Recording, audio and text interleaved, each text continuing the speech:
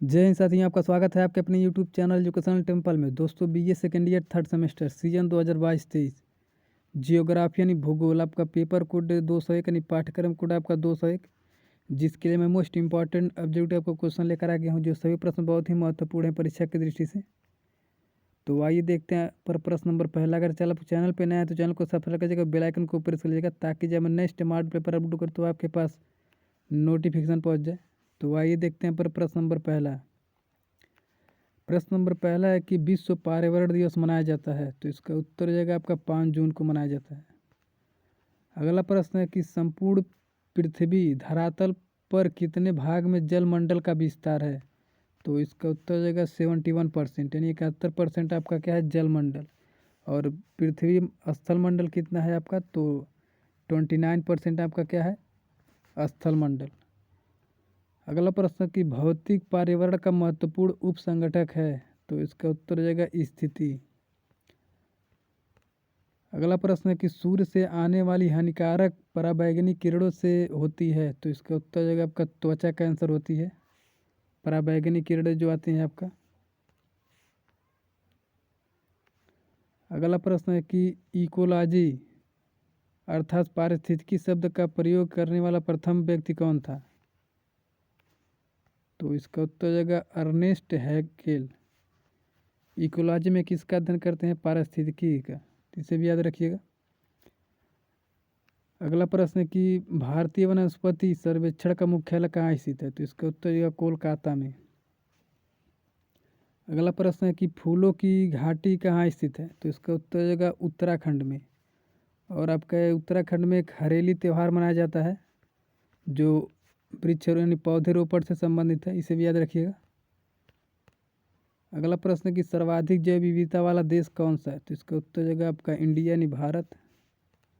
अगला प्रश्न है कि पीडोलॉजी में किसका अध्ययन होता है, तो इसका उत्तर हो जाएगा मृदाओं का। अगला प्रश्न है कि जीवों के एक समुदाय से दूसरे समुदाय द्वारा प्रतिस्थापन को क्या कहते हैं, तो इसका उत्तर हो जाएगा पारिस्थितिकी अनुक्रमण। अगला प्रश्न है कि किसी पारिस्थितिकी तंत्र के समस्त अपघटक नष्ट होने पर कौन सा चक्र सर्वाधिक प्रभावित होगा, तो इसका उत्तर होगा जैव भू रासायनिक चक्र। अगला प्रश्न है कि अवसादी चक्र में किसका प्रवाह होता है, तो इसका उत्तर होगा खनिजों का। अगला प्रश्न, पश्चिमी घाट के सदाबहार वनों को क्या कहते हैं, तो इसको कहते हैं बोला, यानी सॉरी यहाँ पर 16 है। अगला प्रश्न है कि मृदा अपरदन को किससे बचाया जा सकता है, तो इसका उत्तर हो जाएगा वन रोपण द्वारा, यानी पेड़ पौधे लगाकर आप लोग मृदा अपरदन को बचा सकते हैं। अगला प्रश्न है कि वायुमंडलीय प्रदूषक अम्लीय वर्षा का मुख्य कारण है, तो इसका उत्तर हो जाएगा सल्फर डाइऑक्साइड, और नाइट्रिक ऑक्साइड भी होता है आपका, तो मुख्य रूप से अब सल्फर डाइऑक्साइड ही आता है। अगला प्रश्न है कि भारतीय वन अनुसंधान संस्था कहाँ स्थित है, तो इसका उत्तर हो जाएगा देहरादून में। अगला प्रश्न है कि विश्व ओजोन दिवस मनाया जाता है, तो इसका उत्तर हो जाएगा 16 सितंबर को। अगला प्रश्न है पारिस्थितिकी तंत्र के जैविक व अजैविक घटकों को कौन जोड़ता है, तो इसका उत्तर हो जाएगा अकार्बनिक पदार्थ। अगला प्रश्न है सूखा किस प्रकार की आपदा है, तो इसका उत्तर हो जाएगा प्राकृतिक आपदा। सूखा हो गया आपका, बाढ़ हो गया, भूकंप हो गया, ये सभी क्या है, प्राकृतिक आपदा है। अगला प्रश्न है कि चक्रवात की उत्पत्ति किस प्रकार होती है, तो इसका उत्तर है दो विभिन्न तापमान वाली वायु राशियों के मिलने से होती है, जो क्या चक्रवात आती है। अगला प्रश्न है चक्रवात की आकृति किस प्रकार की होती है, तो इसकी आकृति आपका अंडाकार होती है चक्रवात की। अगला प्रश्न है कि उष्णकटिबंधीय चक्रवात को क्या यानी क्या कारण है, तो उष्णकटिबंधीय चक्रवात किससे तक कम दाब के कारण होता है। अगला प्रश्न है कि भारत में वार्षिक वर्षा का औसत कितना है, तो इसका उत्तर हो जाएगा 110 सेंटीमीटर, और कहीं कहीं आपका 120 सेंटीमीटर भी दिखाता है। तो आप ऑप्शन के अकॉर्डिंग आप लोग देखिएगा, जो आएगा उसमें सब लोग कर दीजिएगा। अगला प्रश्न है कि अम्लीय वर्षा होने का मुख्य कारण क्या है, तो इसका उत्तर हो जाएगा सल्फर डाइऑक्साइड। रिपीट क्वेश्चन हो गया।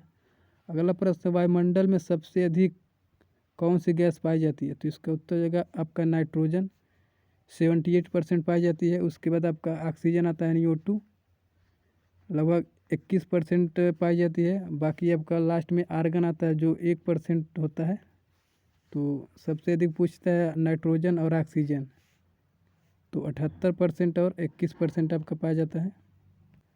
अगला प्रश्न है कि भूकंपी तरंगों को मापने यानी मापन किसके द्वारा किया जाता है, तो इसका उत्तर हो जाएगा सिस्मोग्राफ द्वारा। और अगर आप लोग से पूछ ले भूकंप की तीव्रता किसके द्वारा मापते हैं, तो रिएक्टर स्केल पे मापते हैं भूकंप की तीव्रता, और भूकंप की तरंगें मापना सिस्मोग्राफ। अगला प्रश्न, सुनामी का मुख्य कारण क्या होता है, तो इसका उत्तर हो जाएगा आपका भूकंप होता है। अगला प्रश्न है किसके कारण ओजोन परत का क्षय हो जाता है, तो इसका उत्तर हो जाएगा CFC यानी क्लोरोफ्लोरोकार्बन के द्वारा। अगला प्रश्न है अम्लीय वर्षा की खोज किसने की, तो इसका उत्तर हो जाएगा रॉबर्ट एंगस स्मिथ ने। अगला प्रश्न है कि वायु प्रदूषण यानी प्रदूषण का कारण है, तो इसका उत्तर हो जाएगा धुआं, यानी जो मोटर वाहनों से जो धुआं निकलती है जिसे कहते हैं कार्बन मोनोऑक्साइड, सबसे मुख्य कारण इसका यही होता है जो वायु प्रदूषण का। अगला प्रश्न, पारिस्थितिकी तंत्र के स्वपोषी घटक का कौन होते हैं, तो इसका उत्तर हो जाएगा पादप होते हैं जो स्वपोषी घटक होते हैं पारिस्थितिकी के।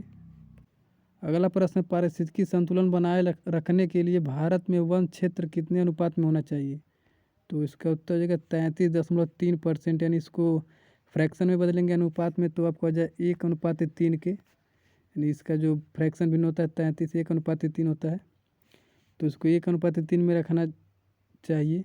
अगला प्रश्न देखते हैं, सबसे अस्थायी पारिस्थितिकी तंत्र है, तो इसका उत्तर हो जाएगा समुद्र।